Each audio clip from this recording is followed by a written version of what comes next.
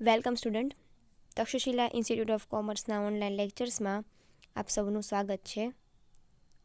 અગાઉના લેક્ચરમાં આપણે સબ્જેક્ટ ઓડિટિંગમાં યુનિટ નંબર 3માં જોઈ રહ્યા છીએ, જેમાં અગાઉના લેક્ચરમાં આપણે જોયું હતું કે રોકડ વેચાણ કરતી વખતે રાખવામાં આવતી આંતરિક અંકુશની પદ્ધતિ. આજે આપણે તેના પછીનો તમારો જે ટોપિક છે યુનિટ નંબર 3માં એ છે મજૂરીની ચૂકવણી માટેની આંતરિક અંકુશની પદ્ધતિ.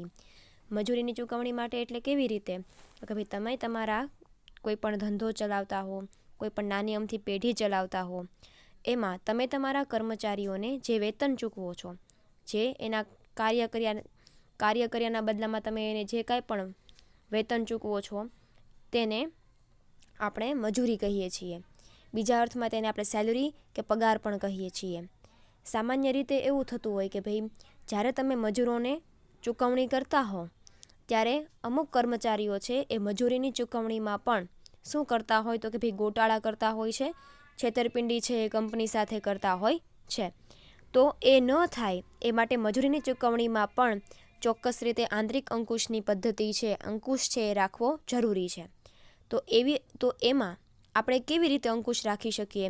મજૂરોને જે કાંઈ પણ સેલરી ચૂકવાય છે એમાં આપણે કેવી રીતે ચોકસાઈથી એને ચૂકવણી કરીએ કે જેથી જે કાંઈ પણ મજૂરો કામ કરે છે એને એનું પૂરતા પ્રમાણમાં વેતન મળે.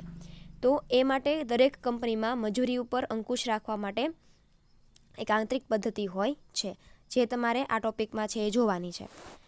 તો મોટા પાયા પર ઉત્પાદન હવે આપણે અંદર ડિટેલમાં જોઈએ છીએ કે મજૂરીની ચૂકવણી કરતી વખતે આંતરિક અંકુશની પદ્ધતિ. તો એમાં મોટા પાયા પર ઉત્પાદન કરતા ધંધામાં મજૂરીનું પ્રમાણ ખૂબ વધુ હોય એ જોતાં જો મજૂરીની ચૂકવણીમાં આંતરિક અંકુશની પદ્ધતિ સંપૂર્ણ ન હોય તો નાણાંની ઉચાપત થવાની શક્યતાઓ વધુ રહેલી છે. ઉચાપત એટલે કાંઈ નહીં, નાણાકીય ગોટાળાઓ, બરાબર. એટલે કે જ્યાં કંપની બહુ મોટા પ્રમાણમાં ઉત્પાદન કરતી હોય ત્યાં મજૂરોનું પ્રમાણ પણ કેવું હોય? વધારે હોય, બરાબર. તો એ માટે જે કાંઈ પણ મજૂરોને ચૂકવણી કરવામાં આવે છે એના કામ કર્યાના બદલામાં એને જે કાંઈ પણ આપણે પૈસા ચૂકવીએ છીએ તો એ વેતનની ચૂકવણી, મજૂરીની ચૂકવણી ઉપર પણ અંકુશ રાખવો છે જરૂરી છે. નહીંતર એમાં પણ જે કર્મચારી છે નાણાં ચૂકવતો હોય એ નાણાકીય છેતરપિંડી છે કંપની સાથે અને મજૂરો સાથે છે કરી શકે છે. તો આપણે એ જોઈએ કે મજૂરીની બાબતમાં કેવી રીતે નાણાકીય ગોટાળાઓ કે છેતરપિંડી છે થતી હોય છે. જો મજૂરીની બાબતમાં નીચેની રીતે નાણાંની ઉચાપત થઈ શકે છે, એટલે કે નાણાકીય છેતરપિંડી કે ગોટાળાઓ છે એ નીચેના બાબતોમાં કંપનીના કર્મચારીઓ છે કરતા હોય છે. પહેલું, મજૂરી ચૂકવતી વખતે રજાના દિવસની કે કામદાર મોડો આવ્યો હોય તો તે સમય અંગે કપાત કે દંડની રકમ મજૂરીમાંથી કાર્ય લેવામાં ન આવે પરંતુ તેની ઉચાપત કરવામાં આવે. એટલે ઘણી વખત એવું થાય કર્મચારીની ચૂકવણી વખતે કર્મચારીને જ્યારે તમે પૈસા ચૂકવો છો એના કામના બદલામાં, ત્યારે રજાના દિવસમાં કે કામદાર મોડો આવ્યો હોય તો એ દિવસમાં તે સમય અંગે કપાત કે દંડની રકમ મજૂરીમાંથી કાર્ય લેવામાં ન આવે પરંતુ તેની ઉચાપત કરવામાં આવે. એટલે કે ઘણી વખત એવું થાય કે કર્મચારીએ છે રજા રાખી હોય કે કર્મચારી છે મોડો આવ્યો હોય તો એના દંડ રૂપે મજૂરીમાંથી રકમ છે શું કરી લેવામાં આવે છે? કાપી લેવામાં આવે છે. તો આવી રીતે પણ છે થતું હોય છે. હકીકતમાં એક જેન્યુઅન રીઝનના કારણે કર્મચારી છે મોડો આવ્યો હોય છે કે રજા રાખી હોય છે, પરંતુ ખોટી રીતે કર્મચારીઓ સાથે ખોટી રીતે મજૂરીમાંથી એનો દંડ છે કે એવું ખોટો દંડ નાખી અને મજૂરીમાંથી છે એ નાણાં કાપી લેવામાં આવતા હોય છે. બીજું, મજૂરી પત્રમાં ખોટા નામો લખીને વધારે મજૂર બતાવી તેની મજૂરીની રકમની ઉચાપત કરવામાં આવે. દાખલા તરીકે અહીંયા તમને શું કહે છે બીજા પોઈન્ટમાં કે દાખલા તરીકે એવું હોય કે તમારી કંપનીમાં 50 મજૂરો છે એ કામ કરતા હોય, પરંતુ તમારે જો વધારે કંપનીમાંથી નાણાંની છેતરપિંડી કરવાનો ઈરાદો હોય કંપનીમાંથી તો તમે 50 મજૂરો કામ કરતા હોય એના બદલે તમે 55 મજૂરો છે કામ કરે છે એવું દર્શાવો. એટલે કે જેટલા મજૂરો હોય એના કરતાં ખોટા વધારે મજૂરો લખીને તમે કંપનીમાંથી નાણાંના ગોટાળા છે કરો છો. એટલે મંજૂરી પત્રકમાં ખોટા નામો લખીને તમે વધારે મજૂરો દર્શાવો છો. ત્રીજું, મજૂરી રકમની ગણતરી જાણી જોઈને વધારે કરવામાં આવે અને મજૂરો પાસેથી પૈસા લેવામાં આવે. એટલે કે કર્મચારી છે એ મજૂરો પાસેથી મજૂરીની જે રકમ છે એ જાણી જોઈને છે ખોટી રીતે કરે. મજૂરીની રકમની ગણતરી જાણી જોઈને વધારે કરવામાં આવે અને મજૂરો પાસેથી નાણાં લેવામાં આવે. એટલે ઘણી વખત એવું થાય કે તમે મજૂરીની જે ગણતરી છે એ ખોટી કરો છો અને ઉપરાંત તમે મજૂર પાસેથી છે વધારાના પૈસા લ્યો છો. એવી રીતે પણ ઘણી વખત છે એ ઘણા કર્મચારીઓ કંપની સાથે મજૂરીની ચૂકવણીમાં ગોટાળા છે કરતા હોય છે. ચોથું, મજૂરીની ગણતરી કરતી વખતે જાણીબૂજીને ભૂલ કરી વધારે મજૂરી ચૂકવવામાં આવે.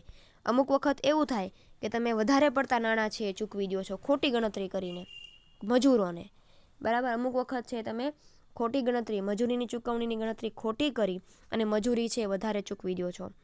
પાંચમું, સમય પ્રમાણે કે કાર્ય પ્રમાણે વેતન ચૂકવવાના રાખવામાં આવતા પત્રકોમાં જાણી જોઈને ગોટાળા કરવામાં આવે. સમય પ્રમાણે એટલે શું? તો કે વ્યક્તિ કેટલા કલાક તમારી કંપનીમાં કામ કરે છે તો એ સમય પ્રમાણે થયું કહેવાય. અને કાર્ય પ્રમાણે એટલે કે કંપની ઘણી વખત એવું થતું હોય કે કર્મચારીઓને અમુક વસ્તુનું ઉત્પાદન કરવાનું કહ્યું, જેમ કે તમારે કોઈ પણ વસ્તુના રોજના 20 વસ્તુ છે બનાવવાની છે, એટલે કે કાર્ય પ્રમાણે વેતન. એટલે સમય અને કાર્ય પ્રમાણે જે વેતન ચૂકવવામાં આવતું હોય એ પત્રકોમાં છે તમે જાણી જોઈને શું કરો છો? ગોટાળા કરો છો.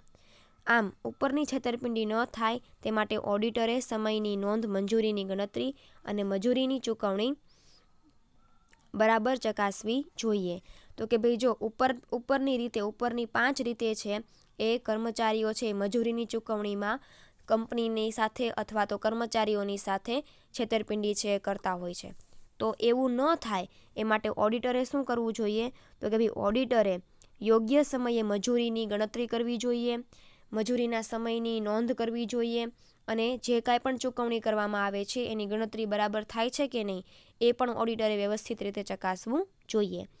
એકમમાં મજૂરીની ચૂકવણી બાબતમાં નીચે પ્રમાણેની આંતરિક અંકુશની પદ્ધતિ હોવી જોઈએ. તો કે કોઈપણ પેઢીમાં ઉપર જણાવાયેલી મજૂરીમાં ગોટાળા ન થાય એ માટે નીચે પ્રમાણેની આંતરિક અંકુશની પદ્ધતિ છે કંપનીએ રાખવી જોઈએ. પેલું છે સમયની નોંધ.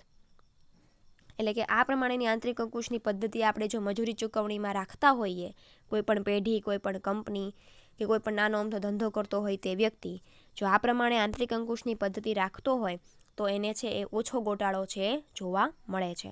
પેલું છે સમયની નોંધ કરવી. હવે સમયની નોંધ એટલે કામદારોનો આવવાનો તેમજ જવાના સમયની નોંધ નીચેની પદ્ધતિનો ઉપયોગ કરવો જોઈએ. એટલે કે કોઈપણ કર્મચારી તમારી કંપનીમાં સવારે ક્યારે આવે છે એટલે કે એને સવારે આવવાના સમયની પણ યોગ્ય નોંધ કરવી જોઈએ અને કર્મચારી પોતાનું કામ પૂરું કરીને જ્યારે જાય છે ત્યારે એ જવાના સમયની પણ યોગ્ય નોંધ કરવી જોઈએ. તો એ માટે 2 પદ્ધતિ છે. પેલું છે સમય પ્રમાણે વેતન અને બીજું છે કાર્ય પ્રમાણેનું વેતન. એટલે કે હવે આપણે એની અંદર જોઈએ કે એની અંદર શું કહેવા માગે છે. તો કે ભાઈ સમય પ્રમાણે વેતન, મજૂરોને તેમના સમય પ્રમાણમાં વેતન ચૂકવવાનું હોય તો તે તેમના આવવાના અને જવાના સમયની નોંધ બરાબર રાખવી જોઈએ. એટલે કર્મચારીના કલાક ઉપર હોય એમ. સમય પ્રમાણે એટલે શું? કલાક પ્રમાણે. કર્મચારી કેટલો કલાક કંપનીમાં કામ કરે છે એ પ્રમાણે. તો કે ભાઈ જ્યારે સમય પ્રમાણે તમે વેતન ચૂકવતા હો ત્યારે ખાસ આ બાબત ધ્યાનમાં રાખવી કે કર્મચારી પોતે કંપનીમાં ક્યારે આવે છે અને કર્મચારી કંપનીમાંથી ક્યારે જાય છે એને આવવા અને જવાનો સમયની બરાબર નોંધ કરવી જોઈએ. જૂની પદ્ધતિઓમાં હસ્તલિખિત નોંધ અને ડિસ્ક પદ્ધતિ તથા યાંત્રિક પદ્ધતિઓમાં સમય નોંધની ઘડિયાળો અને નંબરવાળા ડાયલની પદ્ધતિનો ઉપયોગ કરવામાં આવે છે. તો કે ભાઈ જૂની પદ્ધતિમાં આપણે જોવા જઈએ તો જ્યારે વ્યક્તિ આવે ત્યારે એનો સમય લખે ને જ્યારે વ્યક્તિ જાય ત્યારે પણ એનો સમય છે લખે છે. આવી રીતની જૂની પદ્ધતિ હતી. અને અત્યારે આપણે જોઈએ છીએ તો અત્યારે છે એ મશીન આવી ગયા છે. અત્યારે યાંત્રિક પદ્ધતિ આવી ગઈ છે. એટલે કે અંગૂઠો આપણે ખબર છે કોઈ પણ ઓર્ગેનાઇઝેશનમાં આપણે જઈએ, કંપનીમાં જઈએ તો એન્ટર થઈએ તો ત્યાં આપણે આપણો અંગૂઠો છે એ મારવાનો હોય. એટલે અંગૂઠાની સાથે શું હોય? ઘડિયાળનો સમય છે એ નોંધાઈ જાય છે. એટલે વર્તમાન સમયમાં છે યાંત્રિક પદ્ધતિ દ્વારા ઘડિયાળ દ્વારા છે એ સમયની નોંધ થાય છે. મોટી મિલ કે કારખાનામાં સમય નોંધનાર કારકુન કારખાનામાં આવતા મજૂરોનો આવવાનો જવાનો સમય નોંધે છે. તો મોટી મિલો હોય, મોટા કારખાનાઓ હોય ત્યાં એક કર્મચારી એક કારકુનને જ રાખેલો હોય કે જે દરેક કર્મચારીનો કારખાનામાં આવવાનો અને જવાનો સમય છે નોંધતો હોય છે. તો સમય પ્રમાણે વેતનમાં તો કે કર્મચારી જ્યારે આવે છે ને જ્યારે જાય છે ત્યારે એ માટે એક ચોક્કસ નોંધ કરવી જોઈએ, કર્મચારી ક્યારે આવે છે ને ક્યારે જાય છે. એ ઘણી રીતે કરી શકાય. તમને અહીંયા કીધું એમ, કાં તો તમે રજિસ્ટર્ડ બનાવો અને હાથે લખો કર્મચારી કયા સમયે આવે છે, અથવા તો તમે કોઈ યાંત્રિક પદ્ધતિનો ઉપયોગ કરી શકો છો, અને અથવા તો કોઈ એક કારકુનને પણ રોકી શકો છો કે જે કંપનીમાં મજૂર આવે અને જાય એ માટેના સમયની નોંધ કરે. ડિસ્ક પદ્ધતિમાં દરેક કામદારને તેના નંબરવાળો ધાતુનો બિલ્લો આપવામાં આવે છે અને તે કારખાનામાં દરવાજા બહાર પાટિયા પર મૂકવામાં આવે છે. તો ડિસ્ક પદ્ધતિનો પણ ઉપયોગ કરી શકાય કે જેમાં દરેક કર્મચારીને એને પોતાના નંબરનો એક બિલ્લો આપવામાં આવે, એક આઈ કાર્ડ જેવું આપવામાં આવે કે જ્યારે કર્મચારી કારખાનામાં આવે ત્યારે એને એના દરવાજા ઉપર કે પોતાના દરવાજા ઉપર જે એક બોર્ડ લગાવેલું હોય એ બોર્ડમાં પોતાનો બિલ્લો છે કે પોતાનો આઈ કાર્ડ છે એ મૂકવાનું હોય છે. કામદાર કારખાનામાં દાખલ થાય ત્યારે બહારના પાટિયા પરથી તેનો નંબરવાળો બિલ્લો ઉઠાવી અંદરના પાટિયા પર મૂકે છે અને નક્કી સમયે પૂરો થતાં બહારનું પાટિયું ઉઠાવી લેવામાં આવે છે, જેથી મોડા આવનાર કામદારની ખબર પડે છે. એટલે શું કહે છે તો કે બહાર તમારા નંબરવાળું એક ધાતુનો આઈ કાર્ડ રાખવામાં આવ્યું હોય છે. બહારના પાટિયા પરથી તમારે એક તમારા નંબરવાળું જે આઈ કાર્ડ હોય છે, બિલ્લો હોય છે, એ અંદરના પાટિયા ઉપર છે લગાવી દેવાનું. એટલે અંદરના પાટિયા ઉપર તમે તમારા નામનો બિલ્લો જે હોય, નંબરવાળો બિલ્લો હોય, આઈ કાર્ડ હોય, એ તમે અંદરના પાટિયા ઉપર લગાવી દો એટલે ખબર પડી જાય. અને અમુક નક્કી કરેલું સમય હોય ત્યાં સુધી જ એ પાટિયું કે એ બોર્ડ છે એ જગ્યાએ રાખવામાં આવે છે. પછી એ બોર્ડને ત્યાંથી શું કરી લેવામાં આવે, ઉઠાવી લેવામાં આવે છે, ત્યાંથી લઈ લેવામાં આવે. અને જેથી પછી જે કર્મચારીઓ આવે છે, બોર્ડ લીધા પછી જે કર્મચારીઓ આવે છે એ કર્મચારીઓ મોડા છે એ આપણને ખબર પડી જાય છે. દરવાન આવા કામદારના આવવા જવાનો સમય નોંધે છે. મોટા કારખાનામાં યાંત્રિક ઘડિયાળ દ્વારા કામદારોની આવવા જવાની સમયકાળ પર નોંધવામાં આવે છે. અને મોટી જે કંપનીઓ છે જે એડવાન્સ છે, જે અત્યારે વર્તમાન સમયમાં ટેકનોલોજીનો વધારે પડતો ઉપયોગ કરતી હોય એવી મોટી કંપનીઓ છે એ યાંત્રિક ઘડિયાળનો એટલે કે થંબ ઇમ્પ્રેશનના મશીનનો ઉપયોગ કરે છે, જેથી કર્મચારીનો આવવા અને જવાનો સમય છે નોંધાય છે. તો સમય પ્રમાણે વેતન આપવાતું હોય ત્યારે સમય પ્રમાણે કર્મચારી ક્યારે આવે છે ને ક્યારે જાય છે એ માટે આટલી બધી રીતે તમે કર્મચારીનો સમય આવવા જવાનો છે નોંધી શકો છો. બીજું છે કાર્ય પ્રમાણે વેતન, કે જ્યાં કાર્ય પ્રમાણે વેતનમાં શું કહે છે તો કે ભાઈ જ્યાં કાર્યના પ્રમાણે વેતન ચૂકવવાની પ્રથા હોય. કર્મચારી કેટલું કામ કરે છે, કેટલા એકમનું ઉત્પાદન કરે છે એ પ્રમાણે એને પ્રમાણેનું વેતન છે એ ચૂકવાય છે. જ્યાં કાર્યના એકમ પ્રમાણે વેતન ચૂકવવાની પ્રથા હોય ત્યાં કામદારે કરેલા કામની નોંધ રાખવા માટે જોબ કાર્ડનો ઉપયોગ કરવામાં આવે છે, જેમાં મજૂરોએ ઉત્પાદન કરેલા એકમો નોંધવામાં આવે છે. એટલે કે કર્મચારી આખા દિવસમાં કેટલા એકમોનું ઉત્પાદન કરે છે એ માટે એક ચોક્કસ કાર્ડ આપવામાં આવે જેને જોબ કાર્ડ કહેવાય. એ જોબ કાર્ડની અંદર કર્મચારી રોજના પોતાનું કેટલું કામ કર્યું છે, કેટલા એકમનું ઉત્પાદન કર્યું છે એ નોંધવામાં આવે છે. ને એ ઉત્પાદનના એકમના આધારે એને કેટલી વસ્તુઓ ઉત્પાદન કરી મીન્સ કે બનાવી છે, એમ આખા દિવસમાં એને કેટલી વસ્તુ બનાવી છે એના આધારે એને છે એ કામ આપવામાં કે એના આધારે એને વેતન આપવામાં આવે છે. તો એ કેવી રીતે ખબર પડે તો કે ભાઈ તમે હીરામાં જે કામ કરતા હોય, હીરાના કારખાનામાં જે કામ કરતા હોય એ લોકોને ખ્યાલ હશે કે એ લોકો રોજના જેટલા હીરા ઘસે એ ઉપરથી એને પૈસા છે એ આપવામાં આવે. 100 હીરા ઘસ્યા હોય, 50 હીરા ઘસ્યા હોય તો એ કાર્ય પ્રમાણે વેતન થયું કહેવાય. તો આ બે રીતે છે એ કર્મચારીઓ પર આંતરિક અંકુશ રાખવામાં આવે છે સમયની નોંધમાં. પહેલું સમય પ્રમાણે વેતન અને બીજું કાર્ય પ્રમાણે વેતન. હવે બીજું છે મજૂરીની ગણતરી. મજૂરીની ગણતરી કેવી રીતે કરવામાં આવે છે તો કે ભાઈ મજૂરીની ગણતરી કરવા માટે પગાર પત્રકો તૈયાર કરવામાં આવે. પગાર પત્રક એટલે શું તો કે કર્મચારીને તમારે કેટલો પગાર ચૂકવવાનો છે એની માટેનું એક ચોક્કસ તમે રજિસ્ટર બનાવો છો જેને પગાર પત્રક કહેવાય. જેમ આપણે સ્કૂલમાં ભણતા હોઈએ ત્યારે આપણું શું રજિસ્ટર બનાવવામાં આવે કે જેમાં શું હોય તો કે ભાઈ એની અંદર દરેક વ્યક્તિની રોજની હાજરી છે એ લેવામાં આવતી હોય. તો એવી રીતે એક પગાર પત્રક તૈયાર કરવામાં આવે. દરેક કર્મચારીને મહિનાના અંતે કે રોજબરોજનું વેતન ચૂકવતા હોય તો રોજબરોજ વેતન ચૂકવવા માટે એક ચોક્કસ રજિસ્ટર છે બનાવવામાં આવે જેને પગાર પત્રક કહેવાય. કામદારના સમયની નોંધ કે કાર્યની નોંધના પત્રક પરથી જરૂરી વિગતો પગાર પત્રકમાં નોંધવામાં આવે છે. એટલે કે કર્મચારીને એના સમય આધારે જો વેતન આપવામાં આવતું હોય તો એ સમયની નોંધ છે એ પગારપત્રકમાં કરવામાં આવે અને કર્મચારીને એના કાર્ય પ્રમાણેની જો વેતન ચૂકવવામાં આવતું હોય તો કાર્યની જરૂરી વિગતો છે એ પગારપત્રકમાં કે રજિસ્ટરમાં છે નોંધવામાં આવે છે અને એના આધારે એને દર મહિને પગાર છે થાય છે. દરેક કામદારનું નામ. તો હવે પગારપત્રકમાં શું હોય, કઈ કઈ બાબતો પગારપત્રકમાં દર્શાવેલી હોય, તો કે દરેક કામદારનું નામ હોય, તેનો નંબર હોય, કામનો પ્રકાર હોય, દૈનિક, એકમ દીઠ કે માસિક મજૂરો મોંઘવારી ભથ્થું હોય, સામાન્ય વધારાનો સમય હોય, કુલ ચૂકવવાની મજૂરીની રકમ હોય, કપાત, દંડ, પ્રોવિડન્ટ ફંડ, વીમો, અગાઉથી ચૂકવેલ મજૂરી તથા ચોખ્ખી ચૂકવવાની મજૂરીની રકમ ખાતામાં હોય છે. તો કે ભાઈ પગારપત્રકની અંદર દરેક કર્મચારીનું નામ હોય, કેટલામાં નંબરનો એ કર્મચારી છે, કેવા પ્રકારનું એ રોજ કામ કરે છે, એને આપણે રોજે રોજ એટલે કે દૈનિક એટલે રોજે રોજનું વેતન ચૂકવીએ છીએ તો એની માહિતી એમાં લખવાની હોય. એકમ દીઠ કે માસિક, તમે એકમ દીઠ કે વસ્તુનું ઉત્પાદન કરતા હોય એટલે એકમ દીઠ તમે વેતન ચૂકવો છો કે મહિનાના અંતે વેતન ચૂકવો છો. અને મોંઘવારી ભથ્થું હોય, સામાન્ય વધારાનો સમય હોય એટલે કે કંપનીને કર્મચારીએ જો વધારાનો સમય લીધો હોય તો વધારાના સમયનો પણ એને અલગથી વેતન છે આપવામાં આવે એટલે કે વધારાના સમયની પણ નોંધ કરવામાં આવી હોય. ચૂકવવાની થતી કુલ મજૂરી કંપનીને કર્મચારીને મહિનાના અંતે કે દિવસના અંતે કે મહિનાના અંતે કેટલી મજૂરી ચૂકવવાની છે કુલ રકમ એની એમાં નોંધ લખેલી હોય. કપાત હોય એટલે કે કોઈ કંપનીમાંથી એને વધારે પહેલાં પૈસા ઉપાડી લીધા હોય તો પગાર કાપવાનો હોય તો કપાત હોય.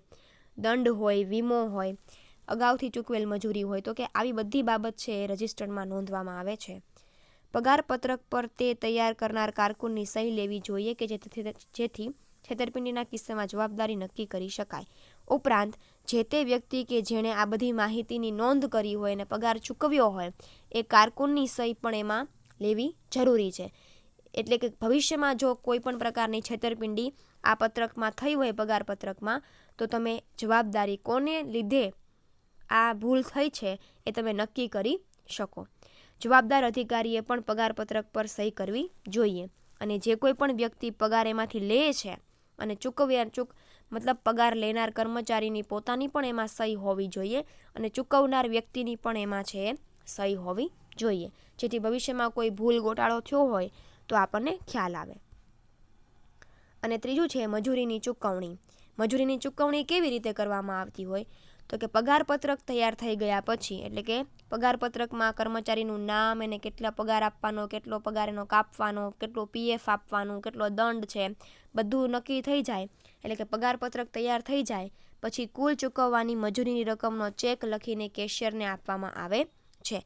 તો કે ભાઈ કર્મચારી બધા જ કર્મચારીઓને કેટલી મજૂરી ચૂકવવાની છે એ મજૂરીની જે કુલ રકમ હોય એનો ચેક છે એ કોને આપવામાં આવે? કેશિયર. કંપનીમાં જે કેશિયર હોય એને એ ચેક છે આપવામાં આવે છે. કેશિયર તે ચેક બેંકમાં વટાવી મજૂરી ચૂકવે છે અને કેશિયર શું કરે? કેશિયર એ ચેક બેંકમાં વટાવવા જાય અને દરેક કર્મચારીને એની પોતાની મજૂરી છે ચૂકવે છે. મજૂરીની ચૂકવણી દરેક ખાતાના સુપરવાઇઝર કે ફોરમેનને કામદારનું ઓળખ તપાસવું જોઈએ. મજૂરીની ચૂકવણી વખતે ખાસ તમે જ્યારે જે તે વ્યક્તિને મજૂરી ચૂકવતા હો ત્યારે જે કોઈ પણ વ્યક્તિ હોય એનું કામદારનું ઓળખ પત્રક તપાસવું જોઈએ એટલે કે એ કર્મચારીની પ્રોપરલી તમારે ઓળખીને એનું કર્મચારીનું ઓળખ તપાસીને તમારે એને વેતન છે ચૂકવવું જોઈએ. એક કામદારની મજૂરી બીજા કામદારને ન ચૂકવાય તેનું ખાસ ધ્યાન રાખવું જોઈએ. એટલા માટે જ તે કર્મચારીની ઓળખ તપાસીને એનું વેરિફિકેશન કરીને તમે છે એને મજૂરી ચૂકવો જેથી કોઈ બીજા કર્મચારીની મજૂરી છે કોઈ બીજા કર્મચારીને ચૂકવાઈ જાય નહીં. મજૂરી ચૂકવણી વખતે કામદારની સહીઓ લેવી એટલે કે જેને જેને તમે મજૂરી ચૂકવો છો એની તમારે સહી લઈ લેવી જોઈએ એટલે આપણા પાસે પ્રૂફ રહે કે આપણે આ વ્યક્તિને આટલા રૂપિયા છે ઓલરેડી ચૂકવી દીધા છે. કદાચ ભવિષ્યમાં એમ કે ભાઈ મને સેલરી નથી મળી ગઈ હોય છતાં પણ મજૂરી મળી ગઈ હોય છતાં પણ કામદાર આવીને એમ કે ભાઈ મને પગાર કે મજૂરી નથી મળી તો આપણી પાસે ત્યારે પ્રૂફ રહે જો આપણે એની સહી કરાવેલી હોય તો. એટલે કે જે કર્મચારીને તમે મજૂરી ચૂકવો છો એ દરેક કર્મચારીની તમારે સહી પણ લેવી જોઈએ. તે સહી ન કરી શકે તેમ હોય તો ડાબા હાથના અંગૂઠાનું નિશાન લેવું જોઈએ. એટલે કે જો એ સહી ન આવડતી હોય કે મજૂરને તો તમે અંગૂઠો પણ લઈ શકો છો, છાપ પણ લઈ શકો છો. જો કામદારને ચૂકવવાની રકમ 500 રૂપિયાથી વધુ હોય તો તેના પર 1 રૂપિયાની રેવન્યુ ટિકિટ લગાડવી જોઈએ. આવું બધું છે પહેલાં કરવામાં આવતું હતું હવે આવું કાંઈ કરવામાં આવતું નથી. હવે અત્યારે મોડર્ન જમાનામાં આપણે જોઈએ તો ડાયરેક્ટ મજૂરી, નો ડાઉટ કે ભાઈ જે લોકો કડિયા કામ કરતા હોય કે એવું કામ કરતા હોય તો એને આપણે કેશમાં, રોકડમાં છે સેલરી કે મજૂરી છે ચૂકવીએ છીએ. પણ આ રેવન્યુ સ્ટેમ્પ ને એવું બધું અત્યારના જમાનામાં છે, અત્યારે મોડર્ન પીરિયડમાં છે, આપણે એવું કાંઈ કરતા નથી. એટલે કે કદાચ આ બધું પહેલાં છે કરવામાં આવતું એટલા માટે કે જો કામદારને તમે 500 રૂપિયાથી વધારે પૈસા ચૂકવતા હો તો તમારે 1 રૂપિયાની રેવન્યુ સ્ટેમ્પ છે એ પણ મજૂરીનું જે ઓલું હોય કવર હોય એના ઉપર તમારે લગાવવી પડતી હતી એમ. મજૂરોને ખરી ચૂકવણી થઈ છે તેની પ્રતીતિ માટે મજૂરી પત્રક પર કેશિયર, સુપરવાઇઝર અને ફોરમેનની સહી લેવી, તેની તારીખ નાખવી અને જો મજૂરી ચૂકવવાની બાકી હોય તો તેનો હવાલો નાખવો જોઈએ. શું કહે છે તો કે મજૂરી છે જ્યારે બધા જ કર્મચારીઓને ચૂકવાઈ જાય પછી એની એક એની પ્રૂફ માટે એક આપણા પ્રતીતિ એટલે કે શું, એક આપણી પાસે પ્રૂફ રહે, એક સાબિતી રહે એ માટે મજૂરી પત્રક ઉપર કેશિયરની સહી લઈ લેવાની, સુપરવાઇઝરની કે જેના અંડરમાં રહીને આપણે સેલરી ચૂકવી છે, મજૂરી ચૂકવી છે એની પણ સહી લઈ લેવાની, ફોરમેનની સહી એટલે કે જેને તમે મજૂરી ચૂકવતા હો એ વ્યક્તિની પણ સહી અને તારીખ લખી નાખવી જરૂરી છે. અને જો કોઈને તમારે ચૂકવવાની બાકી હોય મજૂરી તો એની પણ એક અલગથી નોંધ છે એ કરી નાખવી જોઈએ. એટલે કે એનો હવાલો નાખવો, એટલે કે ચૂકવવાનો બાકી રહી ગયું હોય તો એની ખાસ એક નોંધ કરી લેવી જોઈએ, જેથી આપણને ખ્યાલ આવે કે આપણે આ કર્મચારીને હજી મજૂરી ચૂકવવાની બાકી છે. તો આવી રીતે આખું જે કહેવાય ને કે મજૂરી ચૂકવણી માટે આખી આવી આંતરિક અંકુશની પદ્ધતિ હોય. તો મજૂરીની ચૂકવણી માટેની જે આંતરિક અંકુશની પદ્ધતિ છે એ મુખ્ય 3 ભાગમાં વિભાજિત થાય. એક સમયની નોંધ કરવી, પછી બીજું મજૂરીની ગણતરી કરવી અને ત્રીજું મજૂરીની ચૂકવણી કરવી. હવે સમયની નોંધ કરવી ને તો સમયની નોંધ 2 રીતે કરવામાં આવે, સમય પ્રમાણે વેતન અને કાર્ય પ્રમાણે વેતન. બરાબર. તો આવી રીતે 3 રીતે મજૂરીની ચૂકવણીમાં આંતરિક અંકુશની પદ્ધતિ છે એ રાખવામાં આવતી હોય છે. તો અહીંયા તમારો જે આ ક્વેશ્ચન છે કે મજૂરીની ચૂકવણી માટેની આંતરિક અંકુશની પદ્ધતિ એ અહીંયા પૂરો થાય છે. તેના પછી છે આપણે હવે જે આ યુનિટનો ટોપિક છે એ છે આંતરિક ઓડિટ. આંતરિક ઓડિટ કોને કહેવાય, જે આપણે નેક્સ્ટ લેક્ચરમાં જોઈશું. Thank you.